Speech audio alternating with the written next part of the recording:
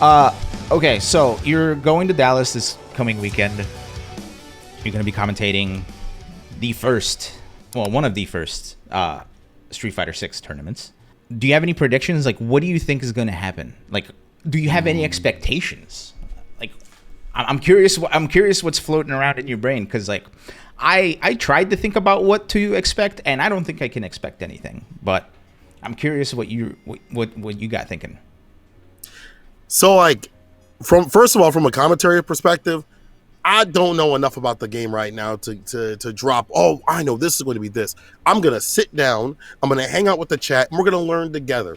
But I think, like, in that essence, like, it'll be a fun time just to kind of, like, learn on the fly and then see what's going on and be like, you could do that? I'll say that about a million times, because we've seen a lot of things at firsthand, besides, obviously, the other 8 characters. And I feel like the changes, too, will also make things different. Like, we saw Luke get a new move and stuff like that. So I think the actual, like, the tournament, and like for me, it will be hard to commentate normally, so it'll just be a hangout session.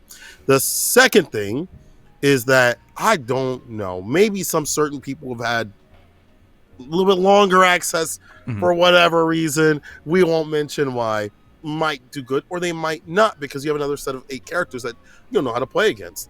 And you know, some people are fast learners, like Li Joe's like an amazingly fast learner. We've seen him, you know, every dang year of every game just get that on the fly. So I think there'll be some people that are just like really, really good at just like, okay, I've molded with this character, I've spent like 72 hours and I'm not going, or not 72 hours, I guess a couple hours, and I'm not going to show this tech on Twitter at all and blow up people. I think it's going to be clown shoes. I think this big tournament with 10K is going to be nasty. There's going to be no neutral. People are going to be sweaty. They're going to be mashing impact. They're going to be praying that their drive, rush overhead works. I can't wait to see it. I can't wait to see people panicking to get them dollars. Hell yeah. And actually, you brought up a really good point. Like, what's the difference of approaching something as a player and approaching something as a commentator? Like, as a player, like, what would be the first thing that you do? And as a commentator, what's going to be the first thing that you do in the new game? I think as a player, for me, like, my approach is to learn, because, like, for me as a player, like, I'll play and I'll find something. If I don't know, then I go look it up and then like learn the match. Like, let's say I'm playing on rank and I lose. I will immediately go look at some videos and things like that, you know, learn some matchups about, or learn like, you know, the matchup and how that stuff goes. If it's a commentator thing, I have to learn everything about the game. If you're a player, you don't have to know, or at least hope to know, like the maybe underrepresented characters. Like if there's not a lot of geek players in your pool, great. That's not practice that you have to deal with. For me, I don't know what's going to happen in pools. You know, I can make a slight prediction on like top 16, top 8, you know, and go from there. Maybe top 32.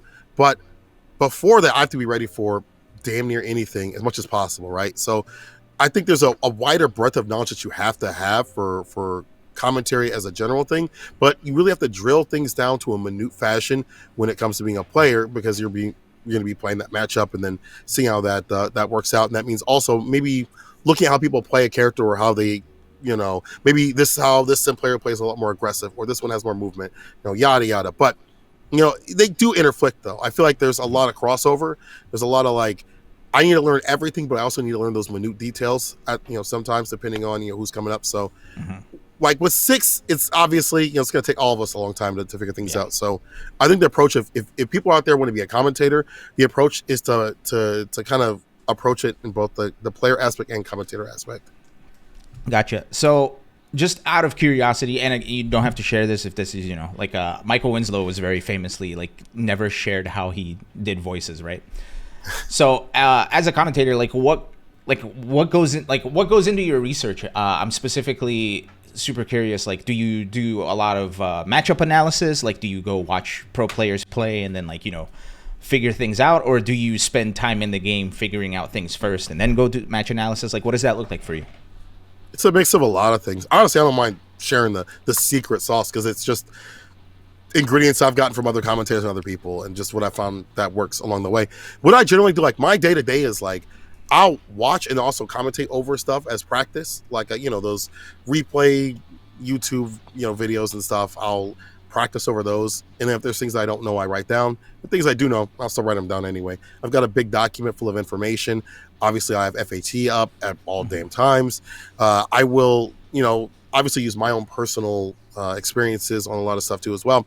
But I talk to a lot of the players too. Like I'll go into players and their chats, ask questions. Hell, I'll argue with Problem X and learn a lot. Even if I lose the argument, I'm still learning a ton. So having, I don't want to say it's always debates, but discussions with like high level players, being not afraid to ask them questions and continuously having conversations with them, help build up my knowledge with the quickness. Even during COVID, that was really what helped me, was being like, well, what do you think about this matchup? Because even if they're wrong, you have another idea of something and it gives you another perspective. So all those things mixed together with, you know, my own replay analysis and all that stuff like that, a lot of work, that stuff is how I have enough knowledge to be able to commentate and such too. And then I put my own, obviously, original spin on it. Yeah, for sure.